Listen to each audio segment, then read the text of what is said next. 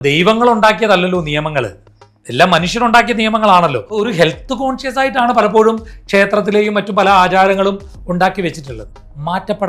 മാറ്റപ്പെടുന്ന നിയമങ്ങളുണ്ട്, ആചാരങ്ങളിൽ മാറ്റപ്പെടുന്ന നിയമങ്ങളുണ്ട്.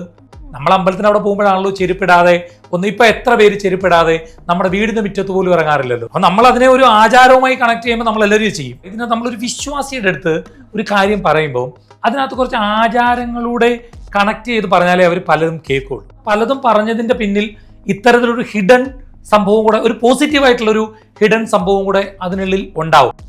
ചേട്ടാ, പണ്ട് മുതൽ കേട്ടിട്ടുള്ള ഒരു കാര്യമാണ്, ഈ ഗർഭിണികൾ പുറത്തേക്ക് പോകുന്ന സമയത്ത് കയ്യിൽ ഇരുമ്പ്, ആണി ഇങ്ങനത്തെ എന്തെങ്കിലും വസ്തുക്കൾ കൈ കരുതണം. അല്ലെങ്കിൽ മരണ വീടുകളിലേക്ക് ഓവറായിട്ട് ആളുകൾ കൂടുന്ന സ്ഥലത്തേക്ക് ഗർഭിണികൾ പോകാൻ പാടില്ല. അതെന്തുകൊണ്ടാണ് പറയുന്നത്? സത്യത്തിൽ ഞാൻ മനസ്സിലാക്കുന്നത് ഒരു ഹെൽത്ത് കോൺഷ്യസ് ആയിട്ട് പറയുന്ന ഒരു കാര്യമായിട്ടാണ്. ഇപ്പം ഒന്നാമത്തെ കാര്യം, ഇപ്പം ഈ നമ്മളൊരു ഒരുപാട് ക്രൗഡഡ് ഏരിയയിൽ പോകുമ്പോൾ പലതരത്തിലുള്ള പകർച്ചവ്യാധികളുള്ള ആളുകൾ ഉണ്ടാകാം. അത് പിടിപെടാനുള്ള സാധ്യത കൂടുതലാണ്. ഒരു ഗർഭിണിയെ സംബന്ധിച്ച് ആ ഗർഭിണി എന്ന് പറഞ്ഞാൽ ആ ലേഡിയുടെ ഹെൽത്ത് മാത്രമല്ല, അതിൻ്റെ വയറ്റിൽ വളരുന്ന ഒരു കുഞ്ഞുണ്ട്, അതിൻ്റെ ആരോഗ്യം വളരെ പ്രധാനപ്പെട്ടതാണ്. നമ്മളിപ്പം പൊതുസമൂഹത്തിൽ ഇപ്പം നമ്മൾ ഒരു ബസ്സിൽ യാത്ര ചെയ്യുകയാണെങ്കിൽ പോലും ഒരു ഗർഭിണിയാണ് വരുന്നതെങ്കിൽ നമ്മൾ അവർ എണീറ്റ് അവർക്ക് സീറ്റ് കൊടുക്കും. സാധാരണ ഒരു ലേഡി നിന്നാൽ ചിലപ്പോൾ നമ്മൾ പ്രായമുള്ള ഒരാളാണെങ്കിൽ പോലും മൈൻഡ് ചെയ്തില്ലെങ്കിൽ നമ്മളൊരു ഗർഭിണി വരുമ്പോൾ സീറ്റ് കൊടുക്കും. കാരണം അവർക്ക് അത്രയൊരു പ്രാധാന്യം, നമ്മളൊരു വയറ്റിലൊരു കുഞ്ഞിനെയും കൂടെ പേറുന്ന ഒരു അമ്മയാകാൻ പോകുന്ന ഒരാളെന്നുള്ള ഒരു പരിഗണന, 2 പേരാണല്ലോ അവർ. അപ്പം അതുകൊണ്ടൊരു പരിഗണന കൊടുക്കും. ക്രൗഡഡ് ഏരിയയിൽ പോകരുത്. ഇപ്പം എന്താ പറയുക, ഇതിനകത്ത് നമ്മളൊരു വിശ്വാസിയുടെ അടുത്ത് ഒരു കാര്യം പറയുമ്പോൾ അതിനകത്ത് കുറച്ച് ആചാരങ്ങളുടെ കണക്ട് ചെയ്ത് പറഞ്ഞാലേ അവർ പലതും കേൾക്കുള്ളൂ. അല്ലാതെ പറഞ്ഞാൽ കേൾക്കത്തില്ല. ഇപ്പോൾ പകർച്ചവ്യാധി പിടിപെടും, അതുകൊണ്ട് നിങ്ങൾ ക്രൗഡിലേക്ക് പോകരുതെന്ന് പറഞ്ഞാൽ പോകാതിരിക്കില്ല. എന്നാൽ പറയുകയാണ് അവിടെ ചെല്ലുമ്പോൾ ബാധ കയറാൻ സാധ്യതയുണ്ട്, അല്ലെങ്കിൽ അവിടെ നിങ്ങളുടെ ശരീരത്തേക്ക് മറ്റെന്തെങ്കിലും പ്രവേശിക്കാൻ സാധ്യതയുണ്ടെന്ന് പറഞ്ഞാൽ വിശ്വസിക്കും. പണ്ടത്തെ ആളുകളുടെ ഒരു രീതി നമുക്കറിയാലോ. അപ്പൊ അതുകൊണ്ടാണ് അങ്ങനെ ഒരു ക്രൗഡഡ് ഏരിയയിലേക്ക് പോകരുത്, ഗർഭിണികൾ അമ്പലങ്ങളിലേക്ക് പോകുമ്പോൾ ശ്രദ്ധിക്കണം. കാരണം പണ്ട് ഒത്തിരി യാത്രകളൊക്കെ ചെയ്ത് ഒക്കെ വേണം അമ്പലത്തിൽ പോകാൻ. അപ്പൊ അവർക്ക് ആ സമയത്ത് അത്രയും യാത്ര ചെയ്യുമ്പോൾ അത് കുഞ്ഞിനെയും അവരുടെ ആ അവസ്ഥയും ഒക്കെ ബാധിക്കും എന്നുള്ളത് കൊണ്ട് ഒരു കാലഘട്ടത്തിൽ ഉണ്ടാക്കിയ ഒരു കാര്യമാണ്. ഇപ്പൊ ഇന്നത്തെ കാലത്ത് നമ്മളിപ്പോൾ കോവിഡ് വന്നപ്പോൾ നമ്മൾ ക്രൗഡിലേക്ക് നമ്മൾ ഏറ്റവും കൂടുതൽ ഗർഭിണികളൊന്നും ആ പുറത്തേക്ക് പോലും ഇറക്കാതെ നമ്മൾ നിന്നത് എന്തുകൊണ്ടാണ്? ആ ഹെൽത്ത് കോൺഷ്യസ് ആയതുകൊണ്ടാണ്. അത് അങ്ങനെ ചിന്തിക്കുക. നമ്മൾ ഈ പണ്ടത്തെ പല കാര്യങ്ങളെയും, പണ്ടത്തെ നമ്മുടെ അമ്മമാർ പറഞ്ഞിട്ടുള്ള പല കാര്യങ്ങളെയും, അമ്മുമ്മമാരും അപ്പൂപ്പന്മാരും പറഞ്ഞിട്ടുള്ള കാര്യങ്ങളെയും അവജ്ഞയോടെ പുച്ഛിച്ച് തള്ളാതെ അന്നത്തെ ഒരു കാലഘട്ടത്തിൽ നിന്നുകൊണ്ട് അതിനെ കാണാൻ ശ്രമിച്ചാൽ നമുക്കതിന് ലോജിക്കായിട്ടും സയന്റിഫിക്കലായിട്ടും റിപ്ലൈ കിട്ടും. അപ്പൊ ഈ ക്ഷേത്രങ്ങളിലൊക്കെ പൊതുവെ 2 വാതിലുകൾ ഉണ്ടാവുമല്ലോ, ഒന്ന് മുമ്പിൽ കൂടെയും പിന്നെ ഈ യക്ഷി നടകളുടെയൊക്കെ ബാക്കിൽ കൂടെയും.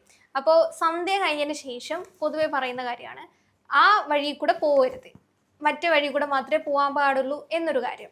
അത് അപ്പൊ എന്തിന്റെ അടിസ്ഥാനത്തിൽ അങ്ങനെ പറയും? അല്ല, എനിക്ക് തോന്നി കാവുകളൊക്കെയുള്ള ക്ഷേത്രങ്ങളിൽ നമ്മൾ അങ്ങനെ ഒന്ന് ചിന്തിക്കാം. അപ്പൊ ഇടജന്തുക്കളൊക്കെ ധാരാളമായിട്ടുണ്ടാവാം.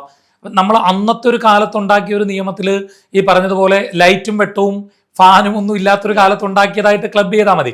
പിന്നെ ഞാൻ പറഞ്ഞില്ല, അതിനൊരു ആചാരത്തിന്റെ മേമ്പൊടി കയറ്റിയിട്ടുണ്ട്. എനിക്ക് അങ്ങനെ അങ്ങ് എക്സ്പ്ലെയിൻ ചെയ്ത് തരാനുള്ള അറിവൊന്നും എനിക്കില്ല. പക്ഷെ ഞാൻ മനസ്സിലാക്കുന്ന പലതും പറഞ്ഞതിന്റെ പിന്നിൽ ഇത്തരത്തിലൊരു ഹിഡൻ സംഭവം കൂടെ, ഒരു പോസിറ്റീവായിട്ടുള്ളൊരു ഹിഡൻ സംഭവം കൂടെ അതിനുള്ളിൽ ഉണ്ടാവും. ഇപ്പൊ ക്ഷേത്രത്തിൽ പ്രദക്ഷിണം വെക്കുന്നു. ഇപ്പൊ ശരിക്കും പറഞ്ഞാൽ പ്രദക്ഷിണം വെക്കുമ്പോൾ നമ്മളുടെ ആ മണ്ണിലും ഒക്കെ കാല് ഇങ്ങനെ പതിഞ്ഞ് പോകുമ്പോൾ അത്രയും ഒരു എന്താ പറയുക, ഇപ്പൊ അക്യൂപങ്ചർ എന്നൊക്കെ പറയുന്നത് പോലെ നമുക്കൊക്കെ ഉണ്ടാക്കുന്ന ഒരു ബ്ലഡ് സർക്കുലേഷനും ആ ഒരു സുഖവും അനുഭവിച്ചറിയാൻ. ഇതിപ്പോ ഇന്ന് ടൈലും മാർബിളും ഇട്ടിടത്തൂടെ നടന്നാൽ അതില്ല. ഇപ്പൊ ഞാൻ നേരത്തെ പറഞ്ഞ, ഞാനിപ്പോ ബാലിയിൽ പോയി, അവരൊരു ക്ഷേത്രം പുനഃസൃഷ്ടിക്കുകയാണ്. എന്ന് വെച്ചാൽ പഴയ ക്ഷേത്രമാണ്, അത് കുറച്ചുകൂടെ റീകൺസ്ട്രക്ട് ചെയ്യാണ്. പക്ഷെ ഞാൻ അത്ഭുതത്തോടു കൂടി പറയാം, അവര് ആ പഴയ സാധനങ്ങളെല്ലാം ഉപയോഗിക്കുന്നത്. ആ നടക്കുന്നിടത്തെല്ലാം പഴയ ഇതിലാണ് അവർ ചെയ്യുന്നത്. പിന്നെ ലാവയുടെ ഇതൊക്കെ വെച്ചിട്ടാണ് അവരത് കെട്ടുകയൊക്കെ ചെയ്യുന്നത്. അങ്ങനെ ട്രഡീഷണൽ വേയിൽ ചെയ്യാൻ വേണ്ടിയാണ്. ഇപ്പൊ പ്രദക്ഷിണം പോലും നമ്മൾ അമ്പലത്തിന് അവിടെ പോകുമ്പോഴാണല്ലോ ചെരുപ്പിടാതെ ഇപ്പൊ എത്ര പേര് ചെരുപ്പിടാതെ നമ്മുടെ വീടിന് മുറ്റത്ത് പോലും ഇറങ്ങാറില്ലല്ലോ. അപ്പൊ ക്ഷേത്രത്തിൽ പോകുമ്പോൾ അതുണ്ടാക്കിയെടുക്കുന്ന ഒരു എഫക്റ്റ് നമുക്കുണ്ടല്ലോ. അത് വരാൻ വേണ്ടി നമ്മൾ അതിനെ ഒരു ആചാരവുമായി കണക്ട് ചെയ്യുമ്പോൾ നമ്മൾ എല്ലാവരും ചെയ്യും. ഇല്ലെങ്കിൽ നമ്മൾ ചെയ്യത്തില്ല. നമ്മളിപ്പോ തീർത്ഥം കുടിക്കുന്ന എന്ത് തുളസിയൊക്കെ ഇട്ടിട്ടുള്ള വെള്ളമാണ്. ഇപ്പൊ നമ്മുടെ ആയുർവേദത്തിൽ അതൊക്കെ മരുന്നാണ്. മരുന്നാണ്. കൂവളത്തില ഇട്ടിട്ടുള്ള തീർത്ഥമൊക്കെ നമ്മൾ കുടിക്കാറുണ്ട്. കൂവളത്തില ഇട്ട് മാല കെട്ടി നമ്മൾ കൊടുക്കുമ്പോൾ ഒരു കൂവളത്തില കൂടി കഴിക്കണം എന്നൊക്കെ ഒരു ഗ്രന്ഥത്തിൽ ഞാൻ വായിച്ചിട്ടുണ്ട്. ഒരു കൂവളത്തില ഉപയോഗിച്ച് നമ്മൾ മാല കെട്ടുമ്പോൾ അതിന്റെ മേളത്തെ ആ ഇതളല ഒന്ന് കഴിക്കണം എന്നൊക്കെ ഞാനൊരു ഗ്രന്ഥത്തിൽ വായിച്ചു. അതൊക്കെ ഇപ്പം ആയുർവേദത്തിൽ ഇതൊക്കെ മരുന്നായിട്ടൊക്കെ ഇപ്പൊ എടുക്കുന്ന കാര്യങ്ങളാണ്. അപ്പോൾ ഒരു ഹെൽത്ത് കോൺഷ്യസ് ആയിട്ടാണ് പലപ്പോഴും ക്ഷേത്രത്തിലെയും മറ്റു പല ആചാരങ്ങളും ഉണ്ടാക്കി വെച്ചിട്ടുള്ളത്. അതൊക്കെ പേടിപ്പെടുത്തുന്നതാക്കി മാറ്റിയിട്ട് അത് എന്ന് വെച്ചാൽ ചില ആളുകളോട് അങ്ങനെ പറഞ്ഞെങ്കിലേ അത് കേൾക്കൂ എന്നുള്ളത് കൊണ്ടാണ്, പേടിപ്പിച്ച് പറഞ്ഞെങ്കിലേ അനുസരിക്കൂ എന്നുള്ളത് കൊണ്ട് ഒരു കാലത്ത് അങ്ങനെ പേടിപ്പിച്ച് പറയും. ഇപ്പോൾ നമ്മുടെ കുഞ്ഞുങ്ങളോട് നമ്മൾ അമ്പിളിമാമനെ പിടിച്ചു തരാം, ഇത് ഇന്നത്തെ പിള്ളേരോട് പറഞ്ഞിട്ട് കാര്യമില്ല, പണ്ടത്തെ പിള്ളേരോട് അത് പറയും. അമ്പിളിമാമനെ ആർക്കും പിടിച്ചു കൊടുക്കാൻ പറ്റില്ലല്ലോ, പക്ഷെ അതൊരു ഓഫറാണ് എന്ന് പറഞ്ഞ പോലെ ചില കാര്യങ്ങളിൽ ഒരു പേടിപ്പിക്കലിലൂടെയാണ് ഇത് ചെയ്യാറുള്ളത്. ഈ മുടി അഴിച്ചിട്ടിട്ട് ക്ഷേത്രത്തിൽ കയറാൻ പാടില്ല, സ്ത്രീകളോട് മുടി അഴിച്ചിട്ടിട്ട് കയറാൻ പാടില്ല എന്നുണ്ടോ? അങ്ങനെയല്ലേ? മുടി കെട്ടി വെച്ചിട്ടാണോ എല്ലാവരും കയറാനുള്ളത്? അല്ല, മുടി അങ്ങനെ അഴിച്ചിടരുത്, എന്തെങ്കിലും ഒന്ന് വെച്ച് കെട്ടണം. അത് വെച്ച് പല ക്ഷേത്രങ്ങളും എഴുതിയും വെച്ചിട്ടുണ്ട്. ചിലപ്പോൾ എന്താ പറയുക, ഇത് മറ്റുള്ളവർക്ക് ഒരു ഡിസ്റ്റർബൻസ് ഉണ്ടാക്കുന്ന ഒരു കാര്യമാണല്ലോ മുടി ഇങ്ങനെ പാറി പറന്ന് നടക്കുന്നതും. പിന്നെ പ്രസാദമൊക്കെ ഉണ്ടല്ലോ, ചിലപ്പോൾ അതിലൊക്കെ വീഴും എന്നൊക്കെ ഉള്ളത് കൊണ്ടായിരിക്കാം. അല്ലാതെ ദൈവങ്ങൾ ഉണ്ടാക്കിയതല്ലല്ലോ നിയമങ്ങൾ, എല്ലാം മനുഷ്യനുണ്ടാക്കിയ നിയമങ്ങളാണല്ലോ. അത് മാനുഷിക പരിഗണനകളൊക്കെ കൊടുത്തും അവിടുത്തെ വൃത്തിയും ശുദ്ധിയും ഒക്കെ സൂക്ഷിക്കത്തക്ക രീതിയിലുമൊക്കെ ആയിരിക്കാം ഉണ്ടാക്കിയിട്ടുണ്ടാവുക. ഞാൻ അതിലേക്ക് തന്നെയായിരുന്നു വരുന്നത്. മനുഷ്യൻ തന്നെയാണല്ലോ ഈ നിയമങ്ങളൊക്കെ ഉണ്ടാക്കിയിട്ടുള്ളത്. ചേട്ടൻ നേരത്തെ ഒരു സെക്ഷൻ നദി ആർത്തവത്തെ പറ്റി പറഞ്ഞിട്ടുണ്ടായിരുന്നു. ഈ മലയോരങ്ങളിലൊക്കെ ആരാധന, അല്ലെങ്കിൽ ആദ്യ സമയത്ത് അവിടെ ആയിരുന്നു ആരാധന തുടങ്ങിയതെന്നും പിന്നീടാണ് ക്ഷേത്ര നിർമ്മാണത്തിലേക്കും അങ്ങനെ രാജാക്കന്മാരാണ് അവിടെ നിന്ന് പ്രതിഷ്ഠകൾ കൊണ്ടുവന്നത്, ചരിത്രത്തിൽ അങ്ങനെയൊക്കെ പറയുന്നുണ്ട്. അപ്പോൾ ആ ഒരു സമയത്ത് ഇവർക്ക് ഈ ആർത്തവത്തെ പറ്റിയിട്ട് പ്രത്യേകിച്ച് ഐഡിയകളൊന്നും ഉണ്ടായിരുന്നില്ല. അപ്പൊ അന്ന് ഇവരൊക്കെ ഇത് ആരാധിക്കുന്നുണ്ടായിരിക്കാം, അന്നും ഒരു പ്രശ്നം ഉണ്ടായിരുന്നില്ല.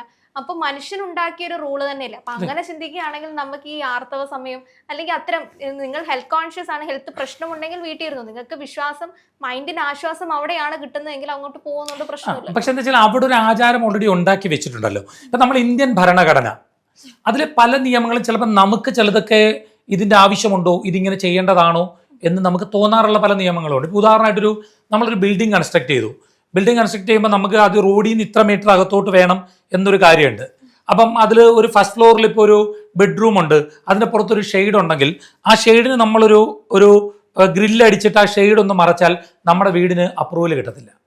ശരിക്കും പറഞ്ഞാൽ അവിടെ അങ്ങനെ ഒരു ഗ്രില്ലിട്ട് മറച്ചതുകൊണ്ട് ലോകത്തൊരാൾക്ക് ഒരു ബുദ്ധിമുട്ടുള്ള കാര്യമല്ല, ആരെയും ബാധിക്കുന്ന കാര്യമല്ല.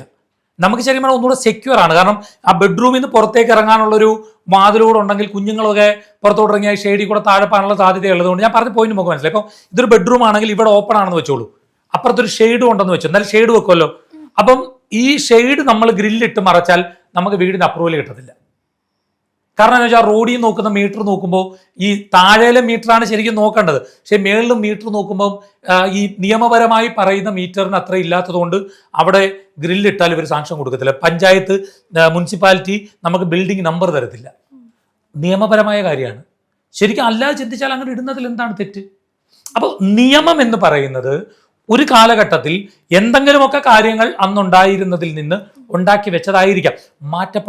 മാറ്റപ്പെടുന്ന നിയമങ്ങളുണ്ട്, ആചാരങ്ങളിൽ മാറ്റപ്പെടുന്ന നിയമങ്ങളുണ്ട്, ധാരാളമായിട്ടുണ്ട്.